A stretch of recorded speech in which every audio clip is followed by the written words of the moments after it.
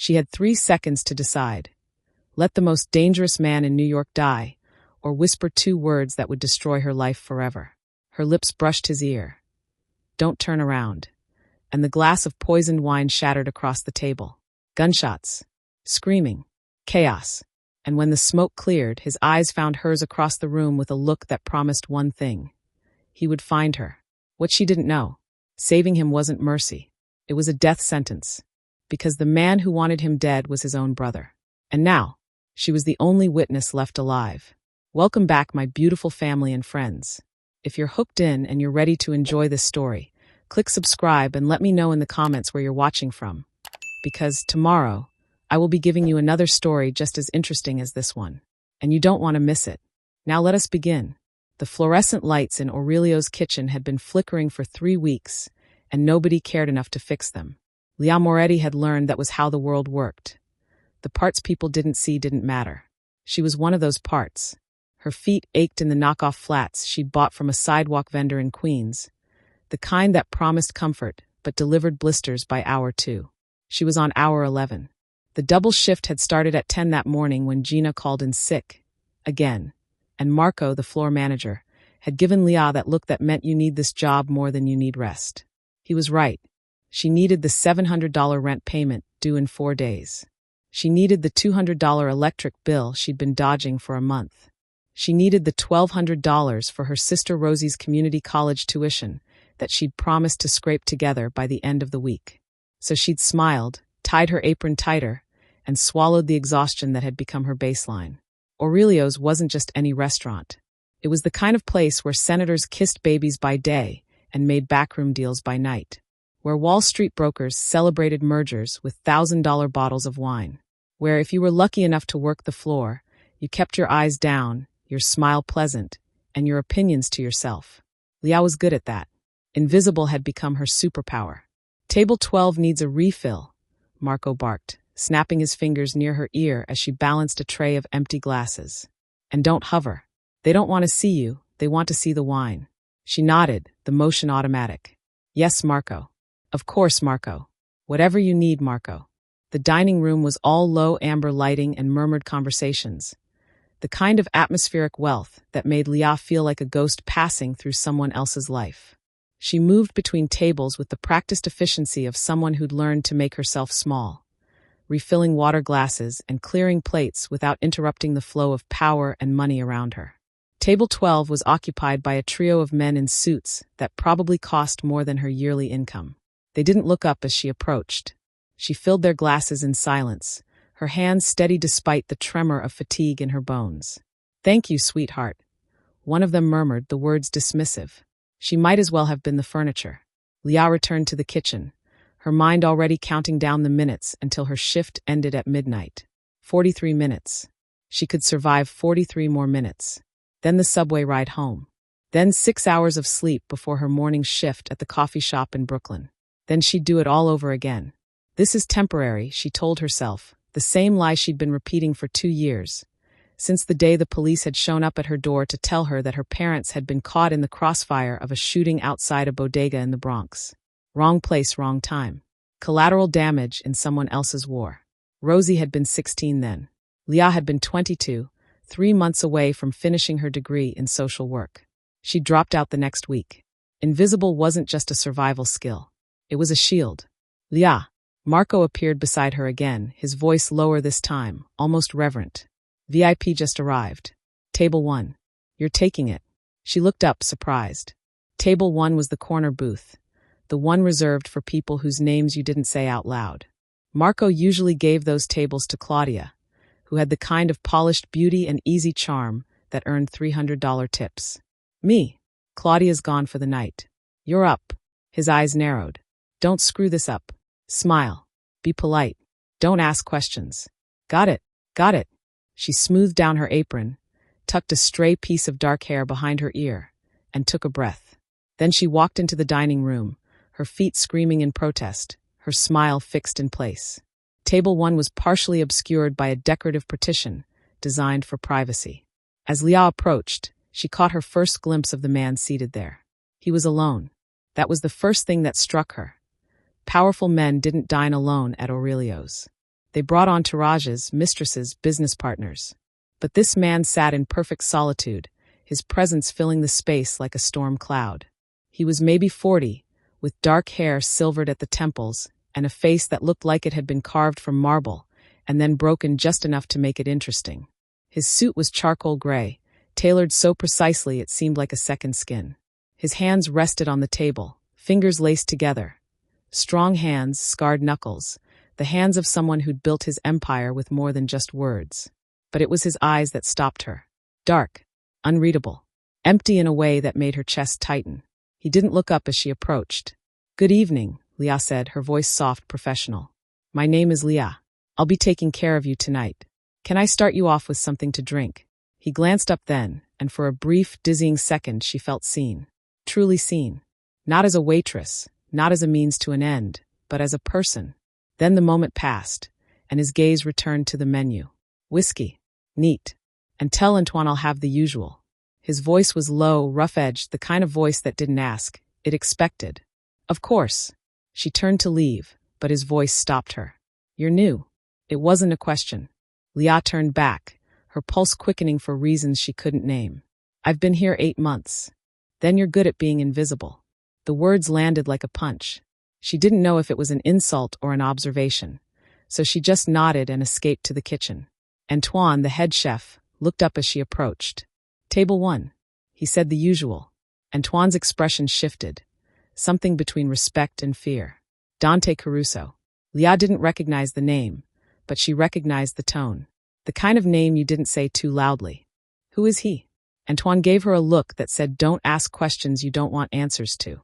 Just make sure his glass is never empty." She returned to the floor with the whiskey, her hands steady despite the strange electricity humming under her skin. As she set the glass down in front of Dante Caruso, she noticed 2 men entering the restaurant, broad-shouldered, cold-eyed. The kind of men who looked like they were carved from the same stone as the man they were here to protect. Or kill. What would you risk to save a stranger? Drop your answer below. I want to hear your story. The next 20 minutes unfolded like any other night at Aurelio's, at least on the surface.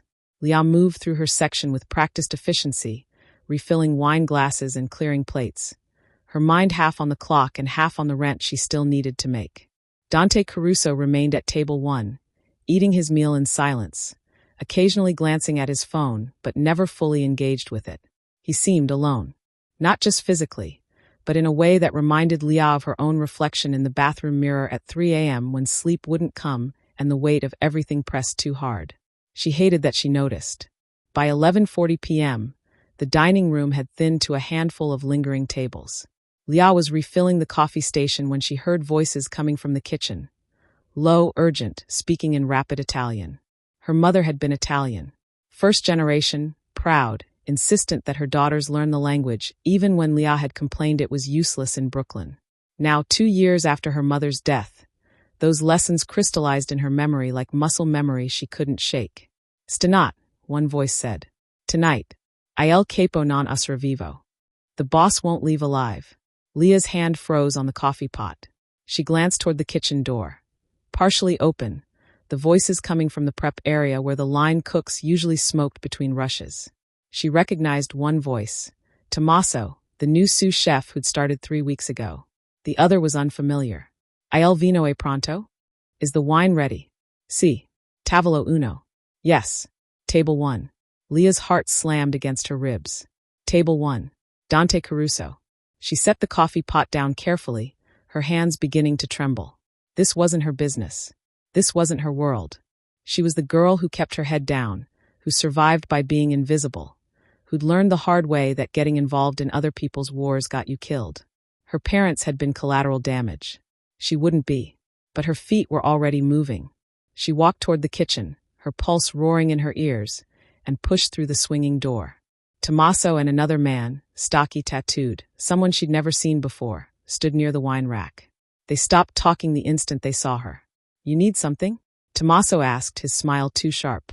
"Just grabbing bread for table 7, Leah said, forcing her voice to stay level. She moved to the bread warmer, her back to them, counting her breaths. She heard them leave, their footsteps fading toward the back exit. Leah grabbed the bread basket with shaking hands and returned to the floor. Her mind was racing. The wine is ready. Table 1. She looked toward Dante's table. He was alone, his meal finished, his whiskey glass nearly empty. One of the servers, Marco, was approaching with a bottle of wine, the label expensive, the kind of bottle they only brought out for VIPs. Leah's breath caught. She didn't think. Thinking would mean hesitation, and hesitation would mean watching another person die while she stood by and did nothing. She crossed the dining room in 8 steps, her heart hammering so hard she thought it might break through her chest. Marco was already pouring the wine into Dante's glass, the dark liquid catching the amber light. Leah reached the table just as Marco stepped back. Dante's hand moved toward the glass. "Excuse me," Leah said, her voice bright, automatic. "I just need to." She leaned down, ostensibly to clear his finished plate, but instead of reaching for the dish, she brought her face close to his ear. Close enough that she could smell the faint scent of expensive cologne and something darker, like smoke and leather. Close enough that when she spoke, only he could hear. "Don't turn around." Her voice was barely a whisper, steady despite the terror flooding her veins. "The exit's compromised. Your wine is poisoned." 3 men, kitchen armed. Time stopped. She felt him go absolutely still beneath her, every muscle in his body coiling tight. His hand hovered over the wine glass, frozen mid-reach. Leah straightened, picked up his empty plate, and walked away. She didn't look back, didn't breathe. Just kept moving, one foot in front of the other, her hands somehow steady as she pushed through the kitchen door and set the plate on the counter. Her vision blurred at the edges. What did I just do? Behind her, she heard it, the sudden scrape of a chair. Raised voices. The sharp crack of glass shattering. Leah turned just in time to see Dante Caruso standing, his hand knocking the wine glass onto the floor, the dark liquid spreading across the white tablecloth like blood. His 2 bodyguards materialized from somewhere, flanking him instantly, their hands moving to their jackets. "Out! Now!" Dante's voice cut through the dining room, low and lethal. Chaos erupted. The kitchen door slammed open. Tommaso appeared, his face twisted in fury, his hand reaching for something at his waist. Dante's bodyguard moved faster. A single gunshot, muffled, controlled, and Tommaso went down, clutching his shoulder. The unfamiliar man behind him bolted for the back exit. Screams filled the restaurant. Patrons dove under tables. Marco was shouting into his phone, and Dante Caruso's eyes swept the room, searching for her. Leah didn't wait to be found. She ripped off her apron, grabbed her coat from the hook by the staff exit, and ran. Out the back door, into the alley that smelled like rotting vegetables and broken dreams, her feet pounding against the pavement as she sprinted toward the subway station 3 blocks away. Her lungs burned. Her vision tunneled. Don't look back. Don't look back. Don't. She risked a glance over her shoulder. The alley was empty. But she could still feel it. The weight of his gaze, the moment his eyes had locked on hers across the dining room just before she'd fled. He'd seen her. And somehow she knew this wasn't over. Leah disappeared into the subway station, her heart hammering, her hands still shaking as she swiped her Metro card and pushed through the turnstile. The train was pulling in, the doors opening with a mechanical hiss. She stepped inside, collapsed into a seat, and finally let herself breathe. I saved him. The thought was absurd. Impossible. She didn't save people, she survived. That was the rule. That was how you stayed alive in a world that chewed up girls like her and spit them out without a second thought. But tonight, she'd broken the rule. And as the train pulled away from the station, hurtling through the darkness beneath the city, Leah pressed her forehead against the cold window and wondered what the hell she'd just started. Back at Aurelio's, Dante Caruso stood in the center of the dining room, his suit jacket discarded, his shirt sleeves rolled up, his eyes fixed on the security footage playing on Marco's phone. "Rewind it," he said, his voice deadly calm. Marco obeyed, his hands shaking. The footage showed Leah approaching the table, leaning down, whispering something, then walking away, seconds before Dante had knocked the wine glass to the floor. "Who is she?" Dante asked. Leah Moretti. "She's been here 8 months. Good worker, quiet, never causes trouble. I want everything. Address, background, family, everything." "Sir." Dante turned, and whatever Marco saw in his eyes made the words die in his throat. "She just saved my life," Dante said quietly, dangerously. "And she asked for nothing. No money.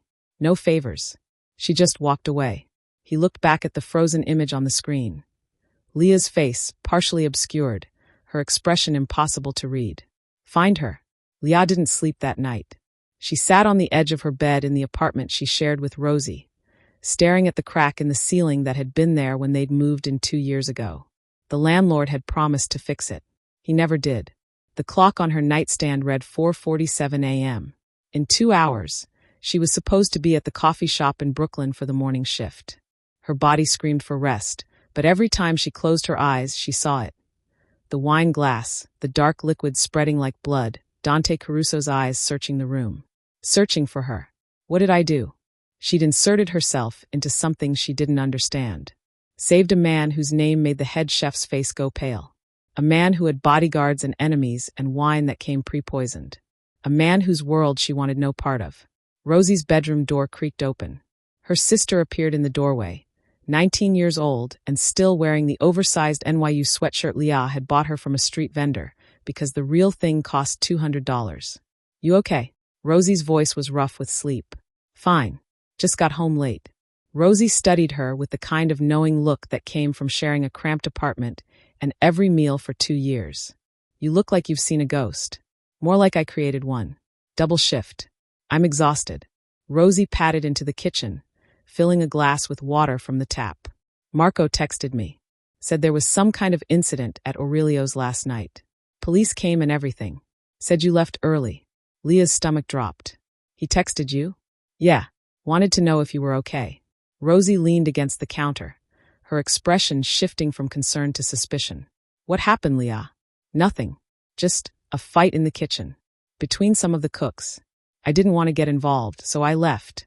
The lie tasted bitter. Rosie didn't look convinced, but she was too tired to push. Okay. Well, try to get some sleep. You look like death. Thanks. Rosie returned to her room, and Leah was alone again with the silence and the weight of what she'd done. She pulled out her phone, her fingers hovering over the screen. Part of her wanted to search the name, Dante Caruso, to understand who he was, what she'd saved. But the smarter part, the part that had kept her alive this long, knew that curiosity was dangerous. She set the phone down and forced herself to lie back on the bed. It's over. You warned him. He's alive. You'll never see him again. Except she didn't believe it. Not for a second. Across the city, in a penthouse overlooking Central Park, Dante Caruso stood at the floor-to-ceiling window, a glass of whiskey in his hand, watching the sun bleed into the skyline. He hadn't slept either. Behind him, his head of security, Vincent, a man who'd been with him for 15 years, stood with a tablet, his expression carefully neutral. Her name is Leah Moretti, 24. Lives in a rent-controlled apartment in Queens with her younger sister, Rosie, 19. Parents died 2 years ago in a shooting, wrong place, wrong time. She dropped out of college to take care of her sister. Works 3 jobs, Aurelio's, a coffee shop in Brooklyn, and weekend shifts at a dry cleaner in Astoria. Dante listened in silence, his jaw tight. No criminal record. No debts beyond standard bills. No connections to any families, ours or otherwise. She's clean, boss. Completely clean. Then why did she help me? Vincent hesitated. Maybe she's just a good person? Dante's laugh was sharp, humorless. Good people don't exist in my world, Vincent. Everyone wants something. She didn't ask for anything. She just walked away. That was the part that didn't make sense. In Dante's world, loyalty was currency. Information was leverage.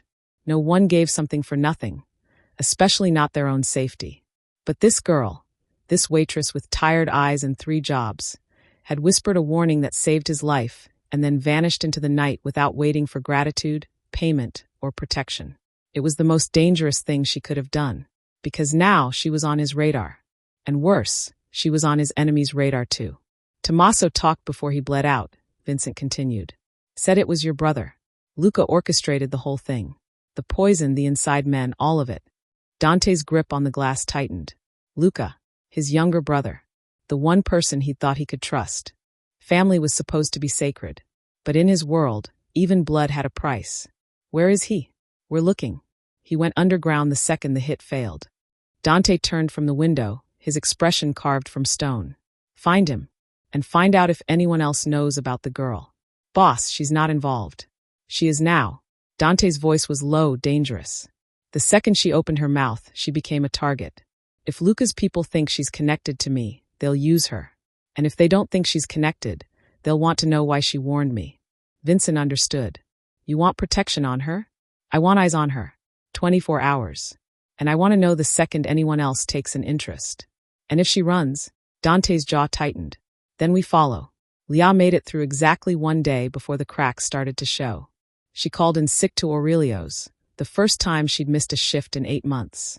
Marco's voice on the phone had been sharp, irritated, but she'd hung up before he could argue. She couldn't go back there. Not yet. Maybe not ever. The coffee shop shift passed in a blur of lattes and forced smiles. Every time the door opened, her heart jumped. Every dark-haired man in a suit made her pulse spike. You're being paranoid. But paranoia had kept her alive this long. By the time her shift ended at 2 p.m., exhaustion had settled into her bones like concrete. She took the subway home, her eyes scanning every face in the car, looking for what? Danger? Recognition? She didn't know. The apartment was empty when she got home. Rosie had class until 5. Leah locked the door behind her, engaged the chain, and leaned against the wall, finally letting herself breathe. Her phone buzzed. Unknown number. Her stomach dropped. She stared at the screen, her thumb hovering over the decline button. It buzzed again. Against every instinct, she answered. Hello. Silence on the other end. Not empty silence. The kind of silence that meant someone was there listening, deciding. Who is this? Leah's voice came out steadier than she felt. You saved my life. The voice was low, unmistakable. Dante Caruso. Leah's breath caught. How did you get this number? That's not important. It's important to me. A pause. Then. I need to see you. No. You don't understand. I understand perfectly. Leah's hand tightened on the phone. I saw something. I said something. It's done. I don't want anything from you, and I don't want to be part of whatever world you're part of. It's not that simple. Yes, it is. You think you can just walk away? His voice was harder now, edged with frustration. You think the people who tried to kill me don't know you're the reason I'm alive? You think they're going to just let that go? Ice flooded Leah's veins. They don't know who I am. They will. If they don't already, then lie. Tell them you figured it out yourself. Tell them. I don't lie about debts. The words were steel. You saved my life. That means something. It doesn't have to mean anything. I'm nobody. You're in danger. The words hung in the air between them, heavy and undeniable. Leah's voice dropped to a whisper. Then make me not in danger. Make them forget I exist. I'm trying to, but I need you to trust me. I don't even know you. You knew enough to save me.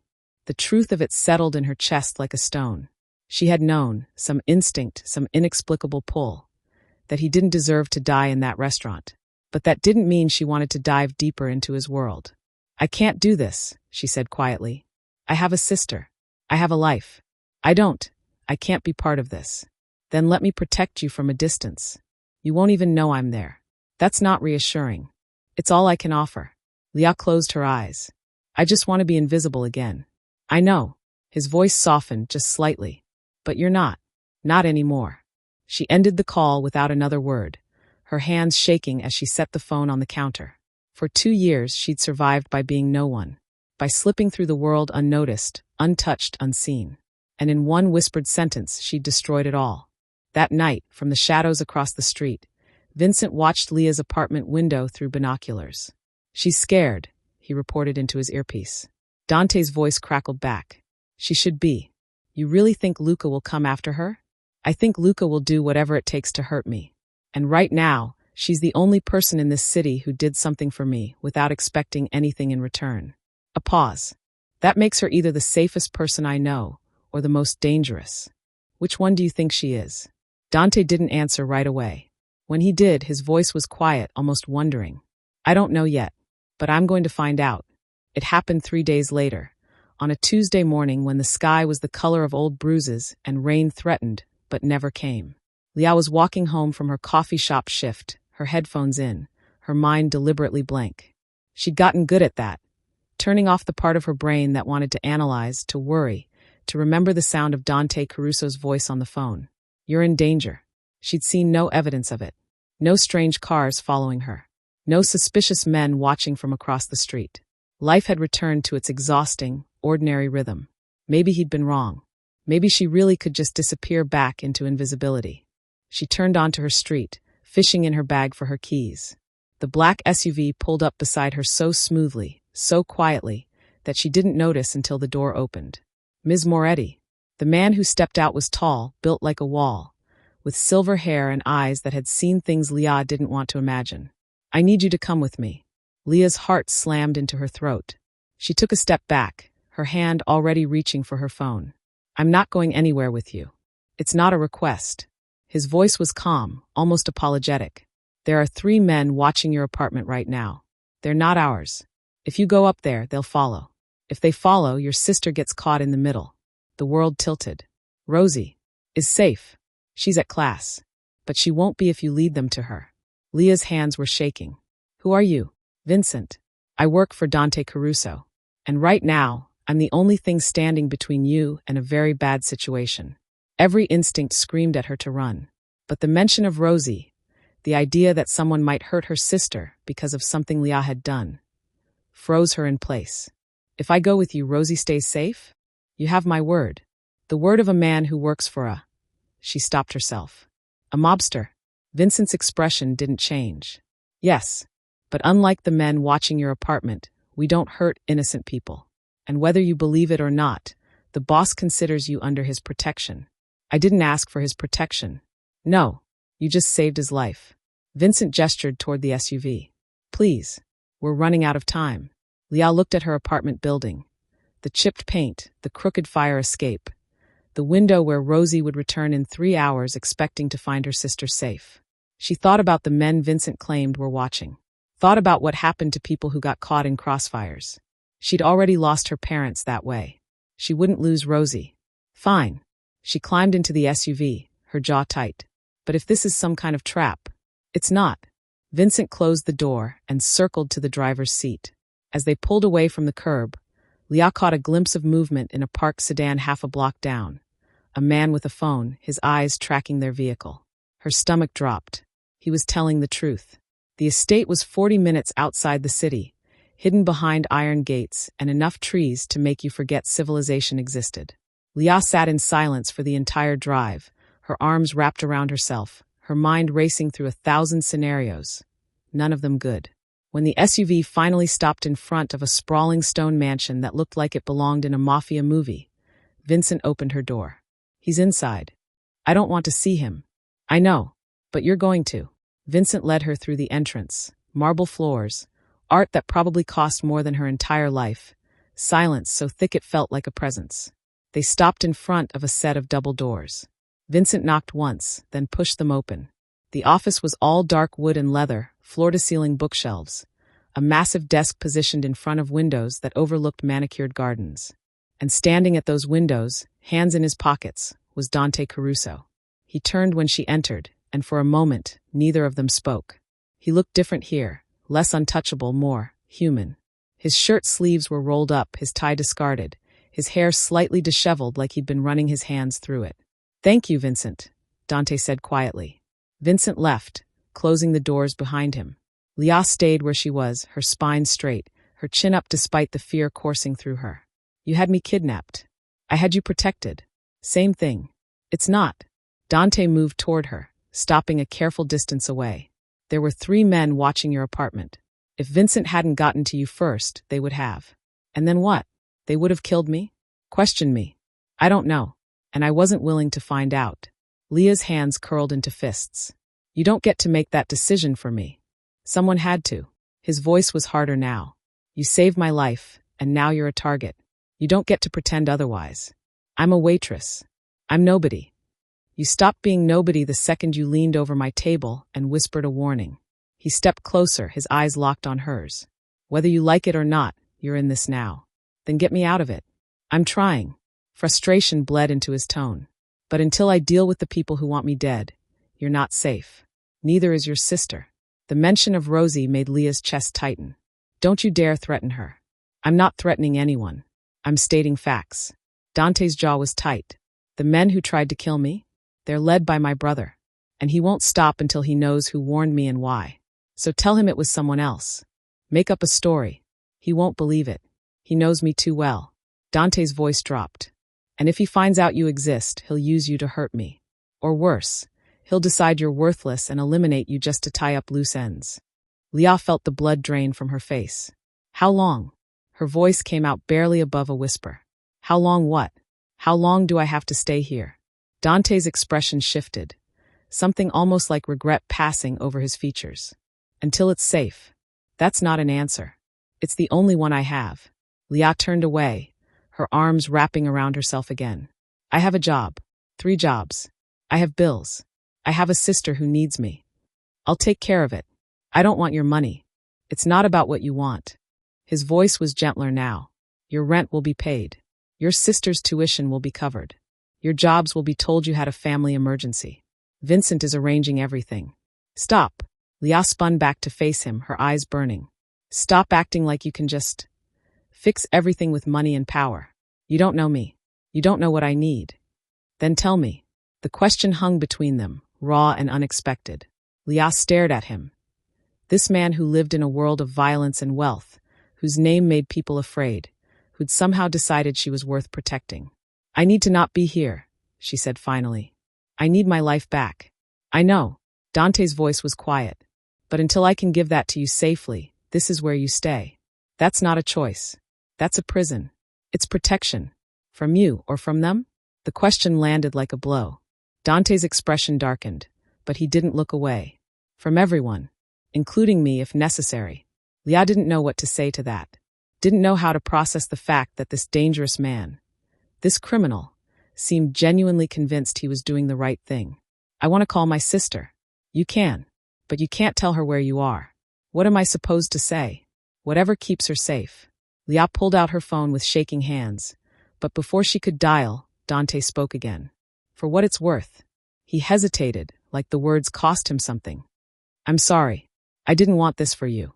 She looked up at him, searching his face for deception, for manipulation. All she found was exhaustion that matched her own.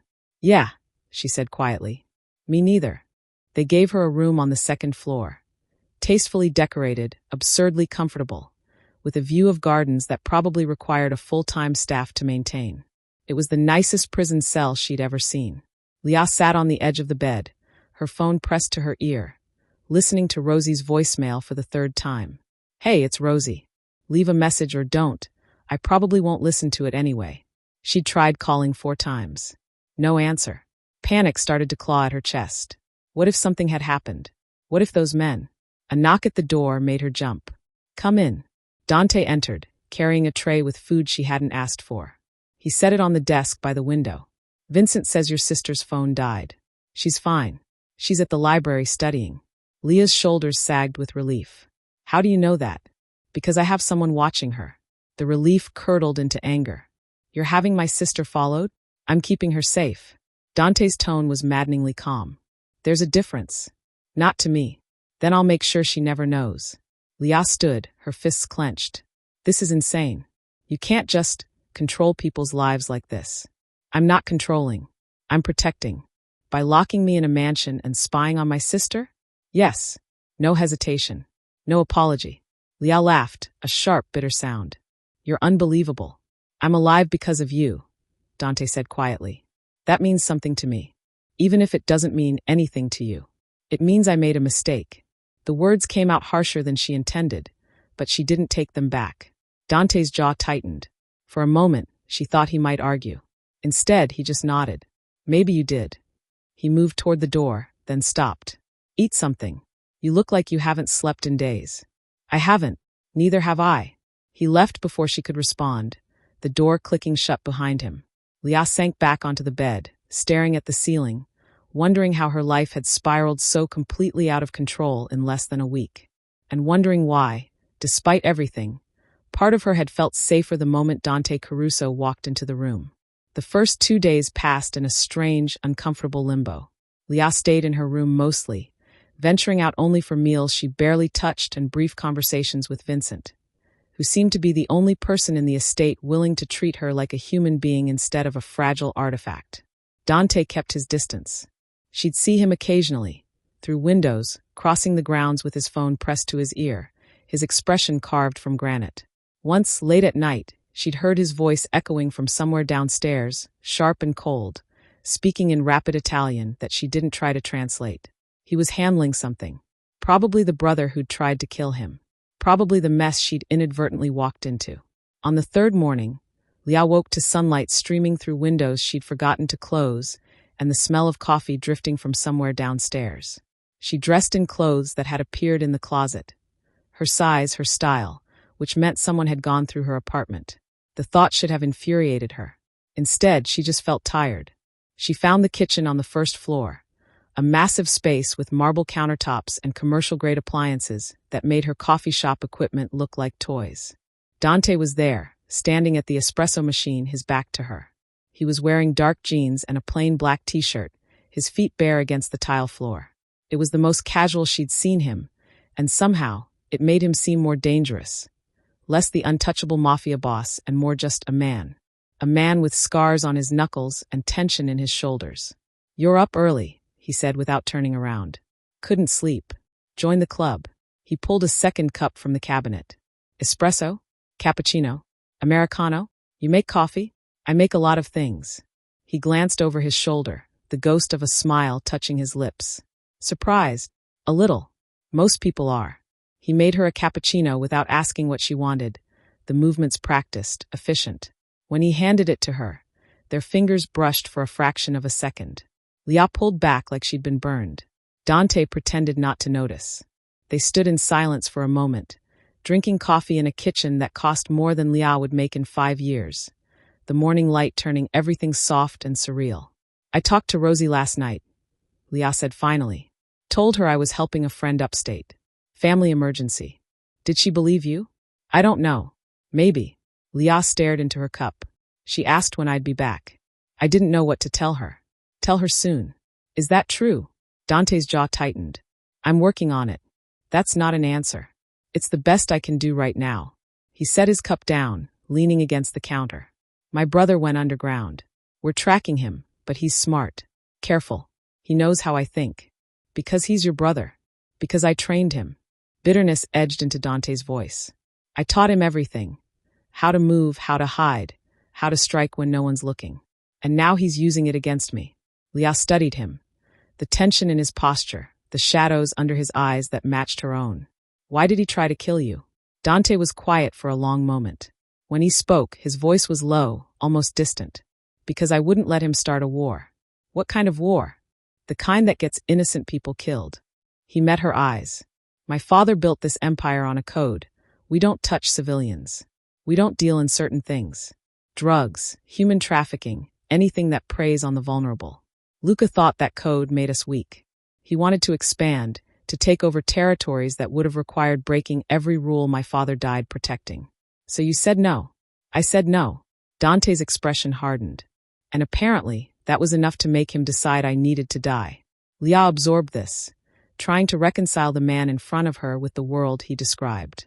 "You talk about codes and rules like you're running a business." "I am running a business. It just happens to be illegal." "That's one way to put it. What would you prefer I say?" "That I'm a monster."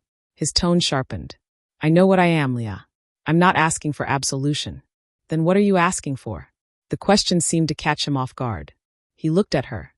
Really looked, like he was trying to solve a puzzle he didn't have all the pieces to. "I don't know," he admitted. "Understanding, maybe. Or just a conversation that doesn't end with you looking at me like I'm the thing you scrape off your shoe." Liao felt something shift in her chest. "I don't look at you like that." "Yes, you do. And you should." He turned away, his shoulders tight. "I'm everything you should stay away from." "Then why am I here?" "Because staying away would get you killed." The words hung heavy between them. Liao set her cup down, her hands trembling slightly. "You want understanding? Fine. Tell me why a man who claims to have a code had a restaurant full of innocent people in the crosshairs when someone tried to poison him." Dante flinched. "I didn't know, but you should have. You said it yourself. Your brother knows how you think. So he knew you'd be at that restaurant, knew you'd be vulnerable, and you still went." Her voice rose. "How many people could have been hurt if that had gone differently?" "I know." The admission was quiet, pained. "I know, and I'll carry that. Will you?" Liao stepped closer, her fear giving way to anger. Anger at him, at this situation, at the unfairness of it all. Or will you just move on to the next restaurant, the next deal, the next risk, because that's what people like you do. People like me. Dante's laugh was bitter. You don't know anything about people like me. Then tell me. Why? So you can judge me? Hate me? You already do both. I don't hate you. The words came out before Leah could stop them. Dante went still. You should. Maybe. But I don't. Silence stretched between them. Charged, fragile, dangerous. My parents were killed in a crossfire, Leah said finally, her voice barely above a whisper. 2 years ago. They were walking home from dinner, wrong place, wrong time. Some gang dispute that had nothing to do with them. They just ended up in the way. Dante's expression shifted, something like pain crossing his features. The police called it collateral damage, Leah continued. Like they were just statistics. Like their lives didn't matter because they weren't the intended targets. She met his eyes. So yeah, I should hate you. I should hate everyone in your world. But I don't, because hating you won't bring them back. I'm sorry. The words were simple, but the weight behind them was real. For what? You didn't kill them. No. But men like me created the world that did. Leah didn't have an answer for that. Dante moved to the window, staring out at the gardens. My father was murdered when I was 23. Shot in his own home by someone he trusted. I found him bleeding out on the floor of his study. His voice was flat, emotionless. The tone of someone who'd told this story so many times it had lost its power. He made me promise to protect Luca, to keep the family together, to honor the code. And you did. I tried. He turned back to her. But Luca didn't want protection. He wanted power. And when I wouldn't give it to him, he decided to take it. That's not your fault. Isn't it? Dante's smile was sad. I chose this life. I chose to take over when my father died instead of walking away. Every choice I've made since then has led to this moment.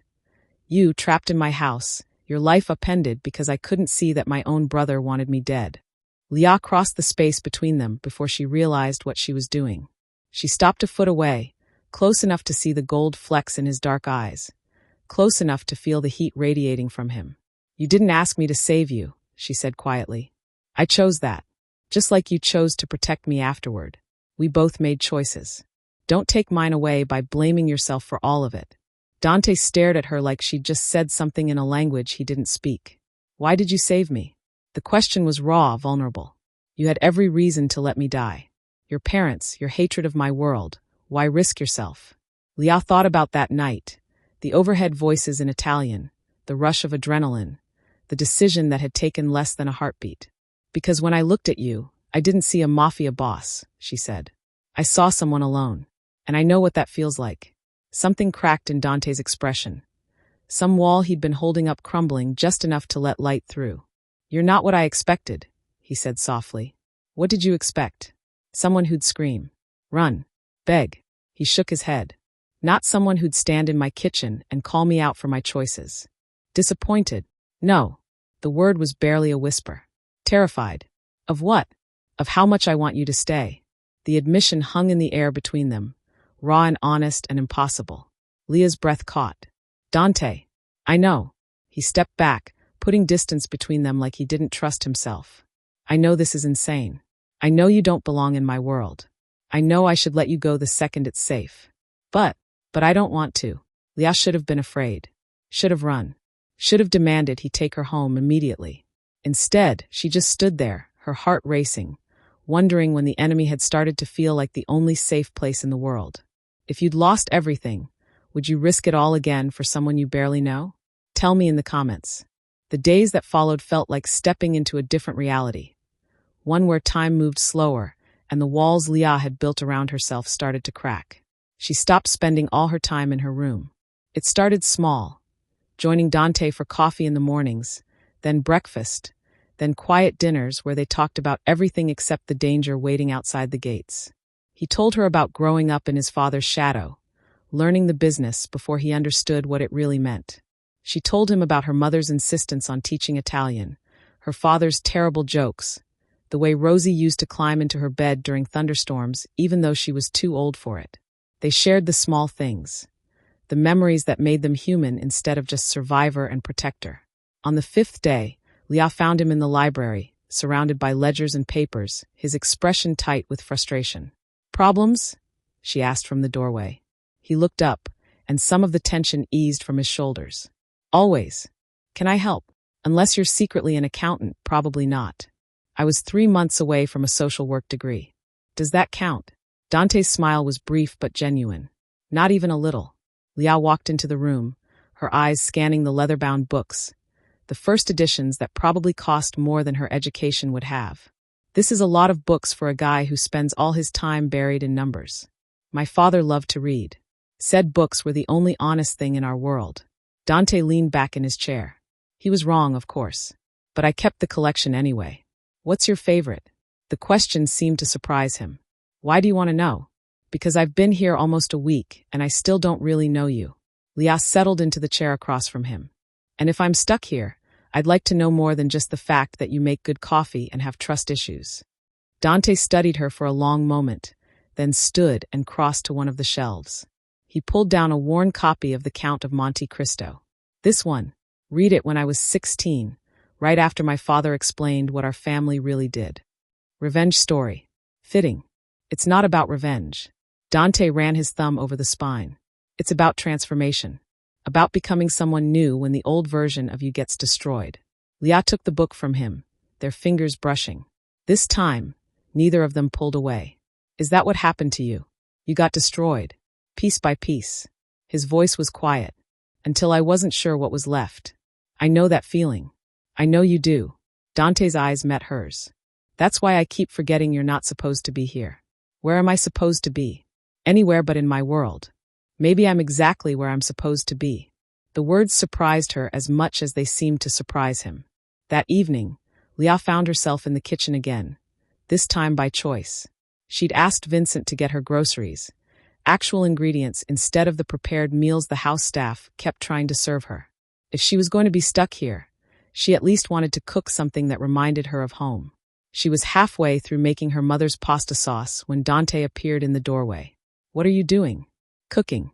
Lia didn't look up from the tomatoes she was dicing, or attempting to. Your kitchen is ridiculously over-equipped. I have a chef. I noticed. But he's not here tonight, and I needed to do something with my hands. Dante moved closer, watching her work. What are you making? My mom's Sunday gravy.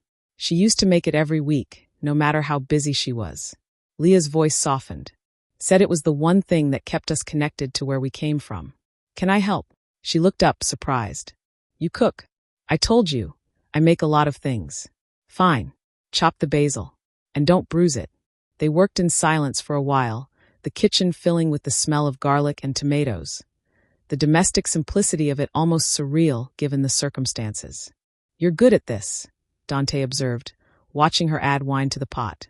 My mom taught me. Said every Italian girl should know how to make sauce from scratch. Lia stirred slowly, the way her mother had shown her. What about you? Who taught you to cook? Nobody. I taught myself after my father died. Eating alone in restaurants got old. He set the chopped basil beside her. This acceptable? Perfect. She added it to the pot. You eat alone a lot? Always. That sounds lonely. It is. Dante leaned against the counter. But it's safer. People can't betray you if you don't let them close. That's a terrible way to live. It's kept me alive. Lia turned to face him fully. Has it? Because from where I'm standing, it looks like your isolation is exactly what let your brother plan your murder. The words were harsh, but Dante didn't flinch. You're probably right. I usually am. The corner of his mouth lifted. Confident. Realistic. She turned back to the sauce. Besides, someone has to call you out on your martyr complex. I don't have a. You absolutely do. Lia pointed the wooden spoon at him. You've convinced yourself you have to carry everything alone. Protect everyone. Trust no one. It's exhausting just watching you. What would you suggest? Try letting people in. Might surprise you. I let you in. The statement landed softly, but its weight was undeniable. Lia's breath caught. That's different. How? Because I'm. She trailed off, not sure how to finish the sentence. Because you're what? Dante moved closer, his voice low. A complication? A liability? A mistake? All of the above. You're none of those things. He was close enough now that she could feel the heat of him, smell the faint scent of his cologne mixed with garlic and herbs. You're the first real thing I've encountered in years. Lia's hands were shaking. She set the spoon down before she dropped it. Dante. I know. He reached out, his fingers brushing a strand of hair away from her face. I know this is impossible. I know I have no right. But I need you to know. Don't. She pressed her hand to his chest, stopping him. Don't say something we can't take back. What if I don't want to take it back? Then you're more reckless than I thought. His smile was sad, beautiful. Only with you. They stood there, inches apart, the sauce simmering behind them, the moment stretching taut like a wire about to snap. Leah should have stepped back. Should have reminded him. Reminded herself of all the reasons this was insane. Instead, she let her hand stay on his chest, feeling his heartbeat under her palm, steady and strong and utterly human. This is a really bad idea, she whispered. The worst, he agreed. Neither of them moved. The timer on the stove beeped, shattering the moment. Leah stepped back, her face flushed, and turned to check the sauce. It's ready. Good. Dante's voice was rough. I'll set the table. They ate together in the dining room. A massive space that felt too formal, too grand for something as simple as pasta and sauce. But somehow, with just the two of them and the food she'd made with her own hands, it felt intimate. Real. Dante took his first bite and went still. He trailed off. Bad. I know, I'm out of practice. Perfect. He looked at her, something vulnerable in his expression. This is perfect. Leah felt tears prick at her eyes and blinked them away. It's just sauce. No. Dante shook his head. It's home. They finished the meal in comfortable silence, and for the first time since she'd been brought to the estate, Leah didn't feel like a prisoner. She felt like someone who belonged. Later that night, after the dishes were done and the kitchen cleaned, Dante found Leah on the terrace overlooking the gardens. She was wrapped in a blanket, staring at the stars, her expression distant. Can't sleep, he asked. Thinking. About how strange this all is. She glanced at him. A week ago, I was just a waitress trying to make rent. Now I'm hiding in a mansion, cooking dinner for a man who probably has a dozen enemies planning his death. Only a dozen. I must be slipping. Leah laughed despite herself. How do you do that? What? Make jokes when your life is falling apart. Dante settled beside her, close but not touching. Because if I don't laugh, I'll lose my mind. And I need to stay sharp if I'm going to keep you safe. I'm not your responsibility. Yes, you are. His voice was firm. The second you saved me, you became my responsibility. And I don't take that lightly. Leah turned to look at him. Really look. At the man who'd upended her life, but also kept her alive. The man who was dangerous and gentle, isolated and desperate for connection. What happens when this is over? She asked quietly. When your brother is caught and I'm safe again? Dante's jaw tightened. You go home. Back to your life. And you? I go back to mine. Just like that. Just like that. Leah's chest ached. You're a terrible liar. I know. Dante's hand found hers in the darkness, their fingers intertwining. But I'm trying to do the right thing. What if the right thing is letting yourself be happy? I don't get to be happy. Not in my world. Then maybe it's time to change your world. Dante looked at her, his expression torn between hope and despair. You make it sound simple. It could be. No. He squeezed her hand gently. It couldn't. Because if I choose you, I put you in danger forever. And I won't do that. What if I choose you anyway? The question hung in the air, dangerous and beautiful and terrifying. Dante brought her hand to his lips, pressing a kiss to her knuckles. Then I'd spend every day trying to be worthy of that choice. Leah's eyes filled with tears. You already are. He pulled her close then, wrapping his arms around her, and they stood there under the stars. Two broken people finding unexpected wholeness in each other. For one perfect moment, the danger didn't exist. The world didn't exist. There was only them. The call came at 3:47 a.m. Leah was asleep in her room, dreaming of her mother's kitchen and Sunday dinners that would never happen again, when the sound of shouting jolted her awake. She sat up, her heart racing, disoriented in the darkness. More shouting, Dante's voice, sharp and commanding, coming from somewhere downstairs. She threw on the robe that had appeared in her closet and stepped into the hallway. The house was blazing with light now, figures moving rapidly, the controlled chaos of crisis. Vincent appeared at the top of the stairs. Stay in your room. What's happening? Ms. Moretti, please. Tell me what's happening. Vincent's expression was grim. There's been an incident. Your sister. Leah's world tilted. What about Rosie? She's fine. She's safe. But there was an attempt. Someone tried to grab her outside her dorm. Our people stopped it, but Liao was already moving, pushing past Vincent, taking the stairs 2 at a time. She found Dante in his office, surrounded by screens showing security footage, his phone pressed to his ear, his expression carved from rage. I want him found. I don't care what it takes. I want. He looked up and saw Liao in the doorway. His entire demeanor shifted. I'll call you back. He ended the call. Rosie, Liao said, her voice shaking. Where is she? Is she hurt? She's fine. She's at a safe house with 3 of my best people. Not a scratch on her. Someone tried to take her. It wasn't a question. Yes. Because of me. The words tasted like ash. Because I saved you. Dante's jaw tightened. Because my brother is a coward who can't face me directly. This is my fault. Leah's hands were trembling. I brought this into her life. This is Luca's fault.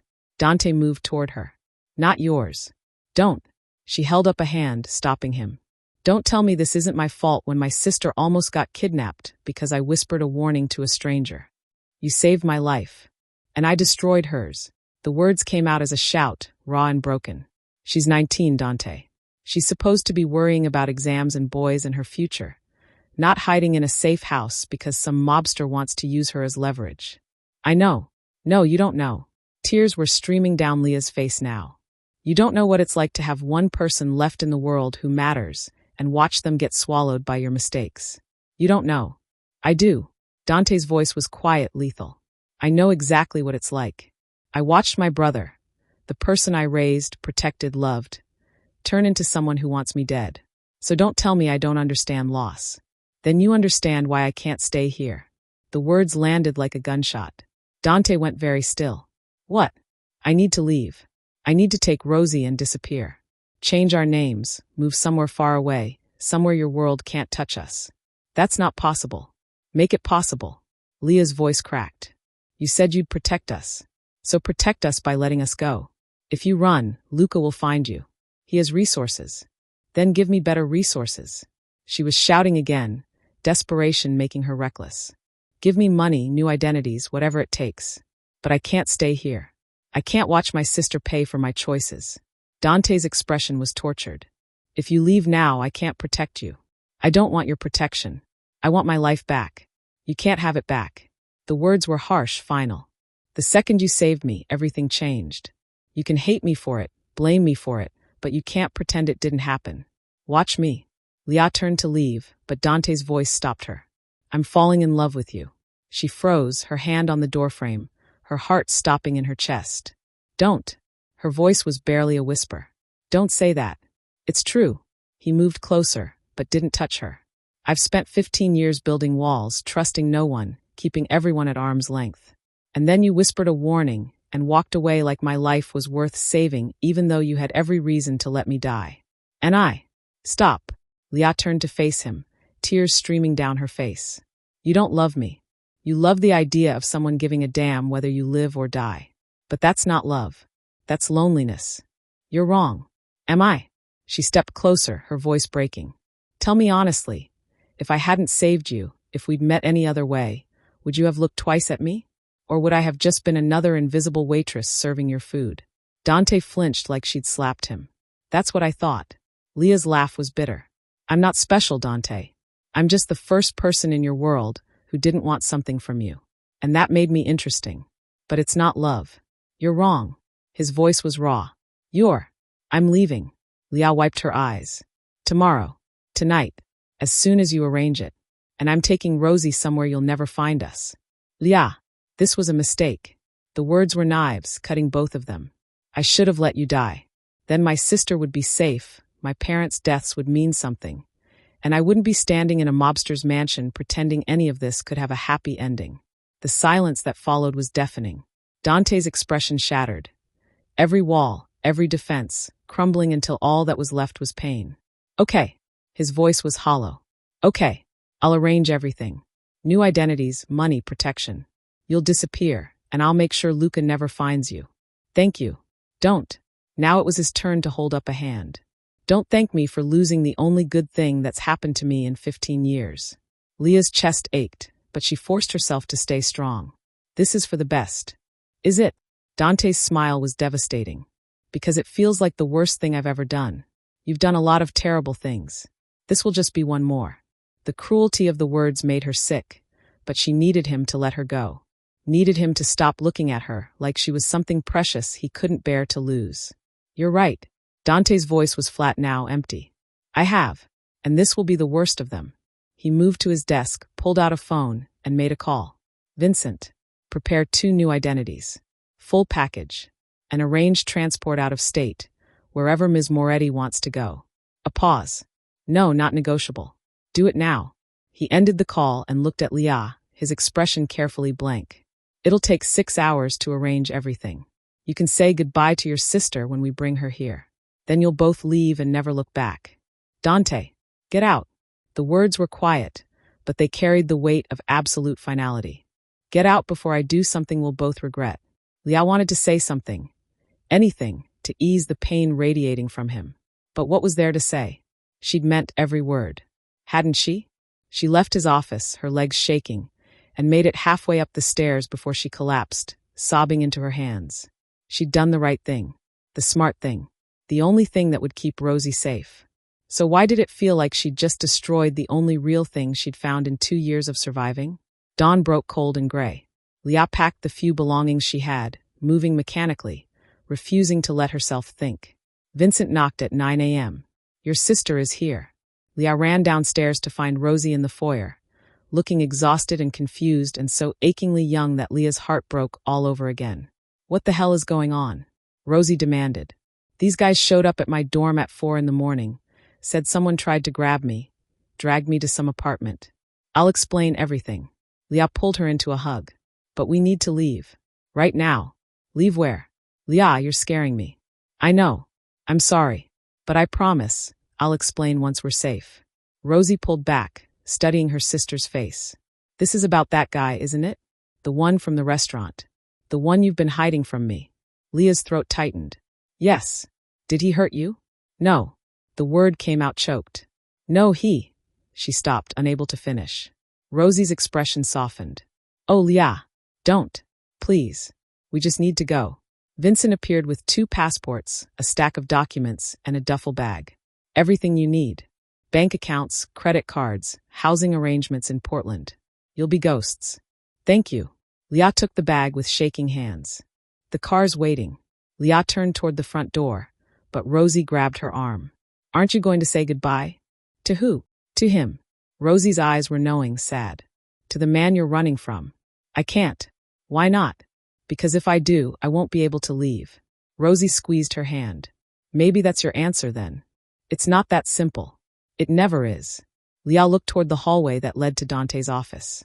She could see light spilling from under the door, could imagine him sitting at his desk alone, doing what he always did, carrying everything by himself. She'd told him he had a martyr complex. Turned out, so did she. Come on, she said to Rosie. Let's go. They were halfway to the car when she heard his voice. Leah. She stopped, her heart shattering, but didn't turn around. Be safe, Dante said quietly. Both of you. You too. She could feel him watching as she climbed into the car, as Vincent started the engine, as they pulled away from the estate. She didn't look back.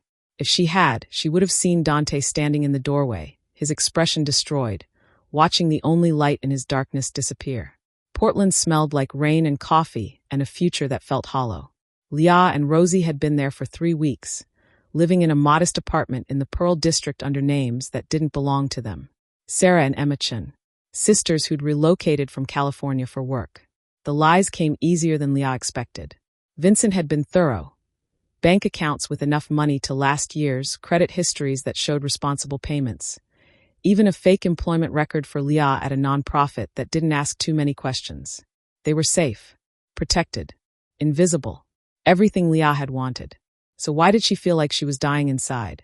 She'd found work at a community center, helping families navigate social services. It was close to the degree she'd never finished, and it should have felt meaningful. Instead, it felt like going through the motions. Rosie had enrolled in Portland State under her new identity, thrown herself into classes and new friendships with the resilience of someone 19 and determined to move forward. But late at night, Leah would catch her sister watching her with concerned eyes. "You're not sleeping," Rosie said one evening, 3 weeks and 4 days after they'd left New York. They were sitting in their small living room, rain pattering against the windows, the TV playing something neither of them was watching. "I sleep fine." "Liar." Rosie muted the TV. "You look like a ghost. You barely eat. You go to work, come home, and stare at nothing. This isn't living, Leah. I'm keeping you safe." "I am safe. Those guys haven't found us. Whatever that man did, it worked. So why do you still look like you're in prison?" Leah didn't have an answer. "You miss him," Rosie said quietly. "I don't." "Yes, you do." Rosie moved to sit beside her. "And before you deny it, just know that I'm not stupid. I saw the way you looked when we left. Like you were leaving your heart behind. It's not that simple." "Why not?" "Because he's—" Leah stopped, the words catching in her throat. "Because his world almost got you killed. His brother's world almost got me killed. There's a difference." "Is there?" "You tell me." Rosie took her hand. "You've spent 2 years taking care of me, sacrificing everything so I could have a future. And I love you for it. But Leah, you deserve a future too. Not with him. Not in that world.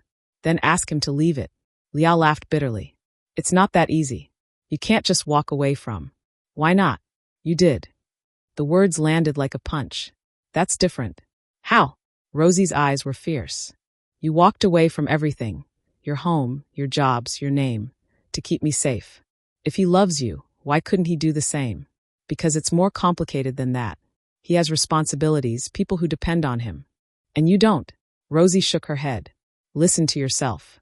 You're making excuses for why it can't work without ever asking if it could." Leah pulled her hand away, standing. "You don't understand." "Then explain it to me." "His brother tried to kill him. There are people who want him dead. If I go back, if I let myself, I'm choosing a life where danger is always one step behind us. As opposed to this life where we're hiding under fake names, looking over our shoulders, pretending to be people we're not." Rosie stood too. "At least if you were with him, you'd be living." "This isn't living, Leah. This is just another kind of prison. I'm protecting you." "I don't need protection. I need my sister back." Rosie's voice cracked. The sister who used to laugh, who used to have hope, who used to believe good things could happen. Tears burned in Leah's eyes. "I can't lose you. You're all I have left." "Then stop pushing away the one person who might give you something more." That night, alone in her room, Leah pulled out the burner phone Vincent had given her. "For emergencies only," he'd said. Her thumb hovered over the only number programmed into it. She'd promised herself she wouldn't call, wouldn't reach out, would let Dante fade into memory like a fevered dream she'd eventually wake up from. But 3 weeks of silence had proven one thing. She wasn't waking up. Before she could second-guess herself, she pressed call. It rang once. Twice. "Leah." Dante's voice was rough, like he hadn't slept in weeks either. "Hi." Silence stretched between them, heavy with everything unsaid. "Are you safe?" he asked finally. "Yes." "Rosie's good too. She's adjusting." "Good. That's good." More silence. "Why did you call?" His voice was careful, guarded. "I don't know. It was the truth. I just needed to hear your voice." She heard him exhale, something breaking in the sound. "Leah, did you find him? Your brother?" "Yes." The word was clipped. 3 days ago. "Is he?" "He's alive. In custody. He'll stand trial in our world." A pause. "It's over. You're safe now. Really safe." Leah should have felt relief. Instead, she just felt empty. "That's good." "Is it?" Dante's laugh was hollow. "Because I eliminated every threat, guaranteed your safety, gave you everything you asked for, and I've never felt more like I lost." "Dante, I'm trying to move on," he said quietly.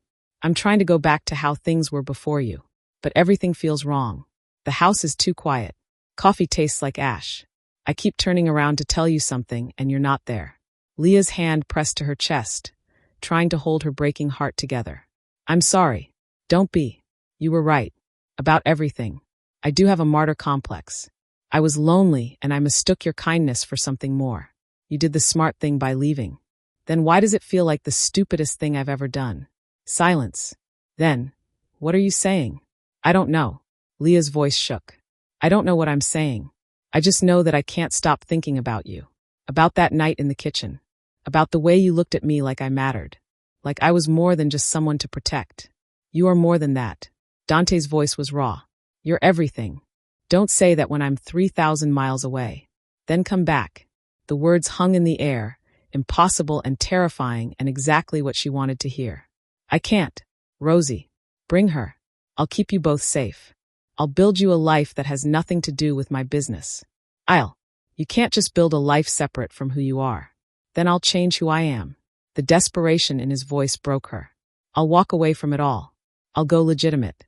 I'll do whatever it takes. You'd really do that? For you? I'd do anything. Leah closed her eyes, tears streaming down her face. That's not fair. Nothing about this is fair. But it's real. And I think you feel it too. I do. The admission cost her everything. God help me, I do. Then come home. Where's home, Dante? Because I don't think it's Portland, but I don't know if it's New York either. Home is wherever you are. His voice was soft, certain. I didn't understand that before.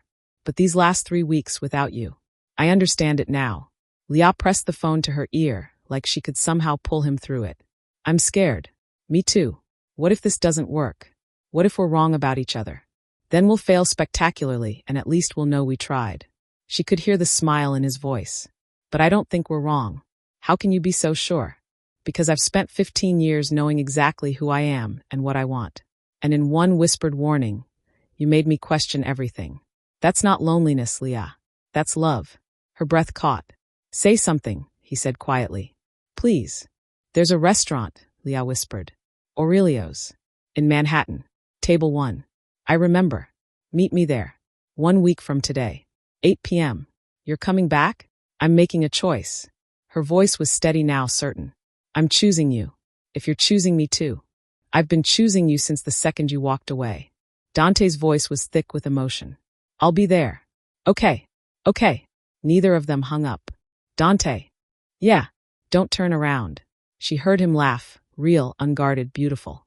Not a chance. 6 days later, Leah stood in front of the mirror in her Portland apartment, staring at her reflection. She was wearing a simple black dress, her dark hair down, her mother's bracelet on her wrist. She looked like herself, not Sarah Chun, not a ghost hiding in a new city, but Leah Moretti. Rosie appeared in the doorway. You ready? No. Leah turned to her sister. Are you sure about this? About coming back? Are you kidding? I hate Portland. Rosie grinned.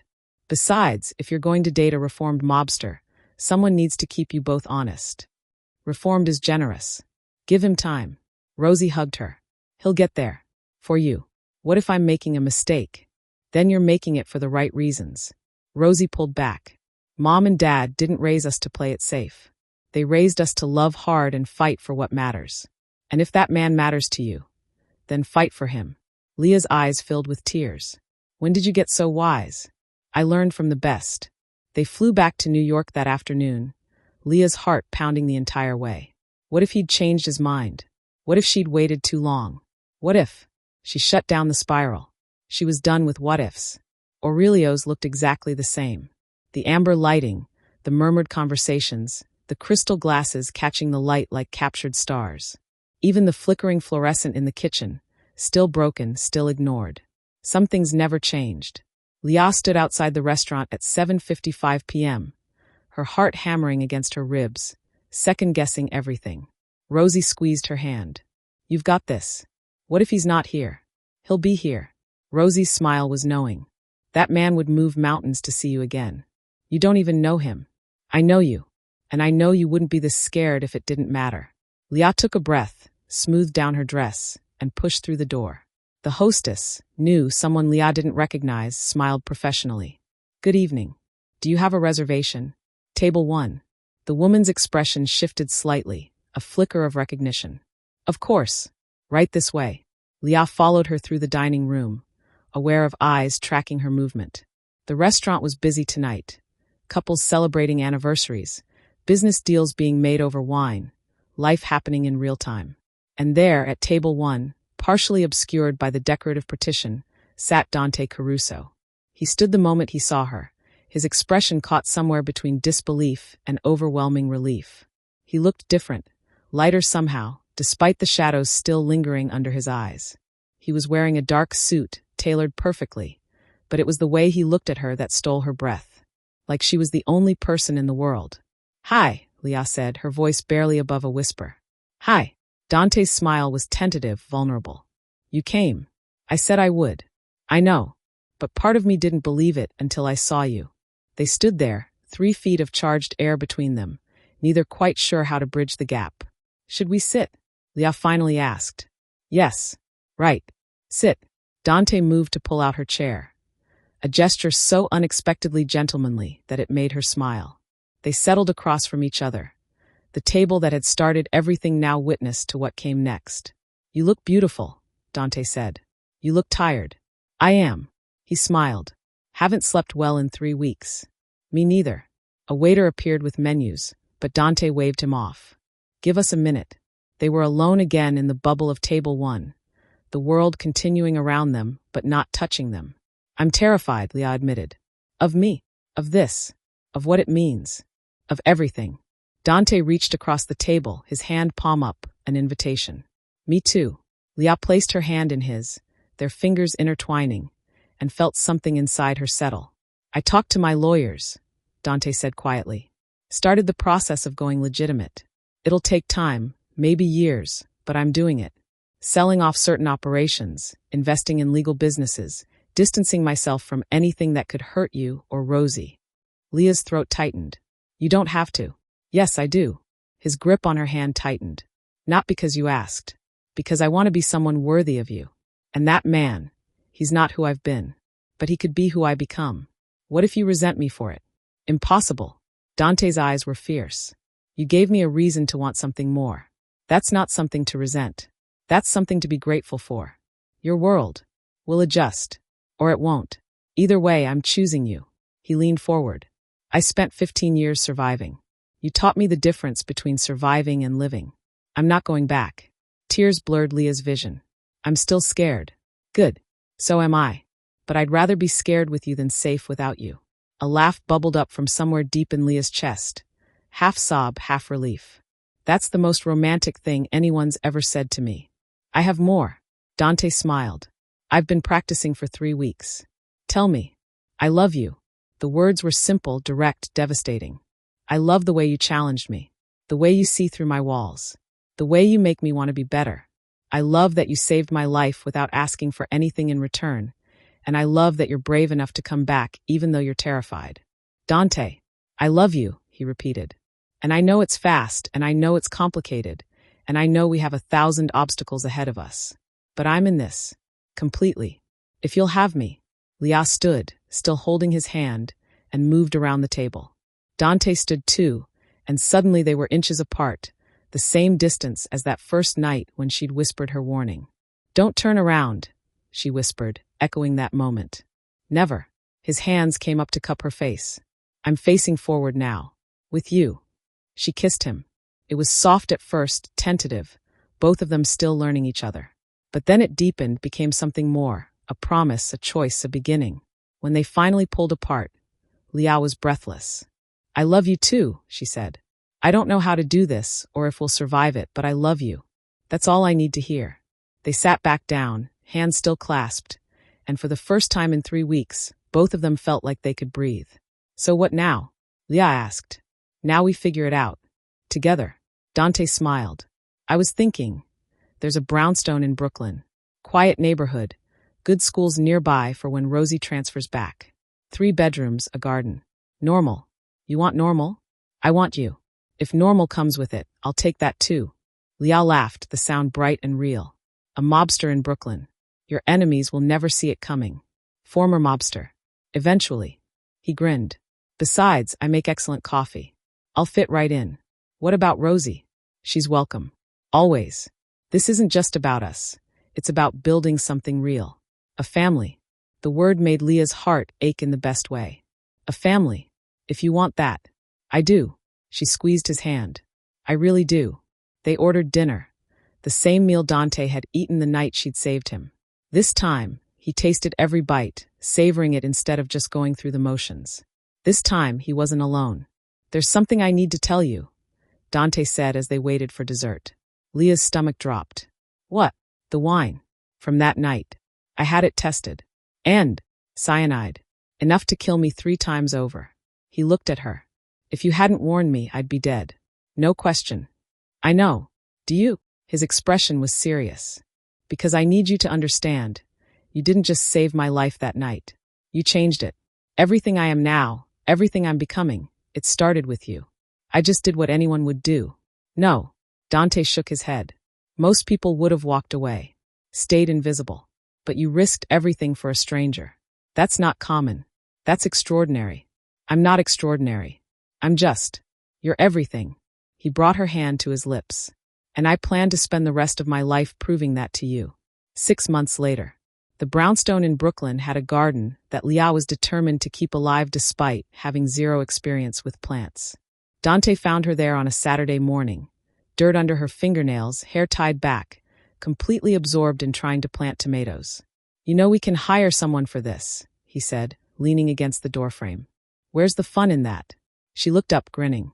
Besides, these are going to be the tomatoes we use for sauce. Mom would approve. Your mom would approve of a lot of things. Dante settled beside her, picking up a trowel, including the fact that you're terrible at gardening. I'm learning. You killed 3 plants last week. They were weak. She elbowed him. These ones will survive. I can feel it. They worked in comfortable silence, the kind that came from 6 months of learning each other's rhythms, the kind that felt like home. Dante had kept his promise. The legitimate businesses were growing, the illegal ones being systematically dismantled or sold. It was slow, messy work, but he was committed. Rosie had transferred to NYU, her real dream school, and lived on campus but came over every Sunday for dinner. She and Dante had developed an easy rapport built on mutual protectiveness of Leah and shared terrible taste in action movies. It wasn't perfect. There were still threats occasionally, still people from Dante's past who didn't approve of his new direction. But Vincent and his team handled it, and slowly, the danger faded into background noise rather than immediate crisis. I have something for you, Dante said, setting down the trowel. If it's more plants, I'm going to kill you. It's not plants. He pulled a small box from his pocket. Leah's heart stopped. Dante, it's not what you think. He smiled. Not yet. Open it. She did, her hands shaking slightly. Inside was a key. To the brownstone, Dante explained. Official lease, both our names. If you want it, you're asking me to move in. I'm asking you to build a life with me. Here, in this house, with the garden you're slowly murdering and the kitchen where we'll make your mom's sauce every Sunday. Leah's eyes filled with tears. That's the most romantic thing I've ever heard. I'm working on my delivery. He cupped her face. Is that a yes? Yes. She kissed him, dirt and all. Yes to all of it. 1 year later. The wedding was small. Just family and close friends in the garden Leah had somehow managed to keep alive. Rosie was maid of honor, wearing a dress that made her look older than 20 and crying before the ceremony even started. Vincent walked Leah down the aisle because she'd asked and he'd agreed with suspiciously watery eyes. And Dante stood at the end of that aisle, looking at her like she'd hung the moon, like she was the answer to every question he'd never known to ask. You're supposed to say your vows, the officiant prompted gently when they'd been staring at each other in silence for a full minute. Right. Dante cleared his throat. Leah Moretti, you saved my life in a restaurant I can never go back to without remembering the exact moment everything changed. Scattered laughter from their guests. You made me want to be better. You made me believe I could be better. And every day since then, I've tried to be worthy of the gift you gave me. Not just life, but a reason to live it. His voice cracked. I promise to choose you every single day. To build a life that honors what we've survived and what we're becoming. To love you even when it's hard, especially when it's hard. Leah was full-on crying now, mascara be damned. Your turn, he whispered. She took a shaky breath. Dante Caruso, I whispered a warning to a stranger, and somehow, that stranger became home. You showed me that being seen isn't something to fear. It's something to fight for. You taught me that love isn't about safety. It's about choosing each other even when it's terrifying. She squeezed his hands. I promise to keep challenging you. To call you out on your martyr complex. To make your coffee exactly wrong just to see your reaction. And to love you, fiercely, stubbornly, completely, for as long as we both live. I now pronounce you husband and wife, the officiant said, smiling. You may. Dante was already kissing her before the words finished, and Leah melted into him, dimly aware of cheering and Rosie's distinctly loud finally When they pulled apart, both breathless and grinning, Dante whispered against her lips, "Don't turn around." She laughed. "Where would I go?" "Nowhere. You're stuck with me now." Best prison sentence ever. 5 years later, Leah stood in the kitchen of the brownstone, stirring her mother's sauce while a 4-year-old with Dante's dark hair and her stubborn chin tugged at her dress. "Mama up." "1 second, Bambina." Leah tested the sauce, added more basil, then scooped up her daughter. "Better, better." Little Maria wrapped her arms around Leah's neck. "Daddy home soon?" "Any minute." As if summoned, the front door opened. Dante appeared in the kitchen doorway, loosening his tie, his legitimate business tie, from his legitimate consulting firm that helped other families transition away from organized crime. "There are my girls." He crossed the kitchen in 3 strides, kissing first Maria, then Leah. "Smells amazing." "It's Sunday." Leah smiled. "Tradition. Best tradition." He took Maria from her. "How was your day, Principessa?" "We planted flowers. Mama says they're gonna die, but I don't think so." Dante met Leah's eyes over their daughter's head, his expression soft with love and amusement. "Mama's gardening skills are improving. Barely, but determined. Always." The doorbell rang. Rosie, arriving for Sunday dinner with her fiancé, a genuinely nice guy who worked in education and treated her like gold. Vincent showed up 15 minutes later with his wife. He'd retired from security work, but couldn't quite stay away from the family he'd helped protect. They ate together in the dining room, the table crowded with people and laughter, and the kind of love that wasn't born from blood, but from choosing each other again and again. After dinner, after the dishes were done and Maria was asleep upstairs and their guests had left, Leah and Dante stood in the garden under the stars. "You ever think about that night?" Leah asked, leaning into him. "Every day." Dante's arms wrapped around her from behind. "Best mistake you ever made." "I thought it was the worst. Turns out we were both wrong." Leah turned in his arms, looking up at the man who'd gone from stranger to enemy to lover to husband to father of her child. "I'd do it again. Save my life. Choose you." She smiled. "Every single time, I'd choose you." "Good." He kissed her forehead. "Because I'm not done choosing you either." They stood there, wrapped in each other, the Brooklyn night humming around them. Former waitress and reformed mobster, building something beautiful from the wreckage of who they'd been.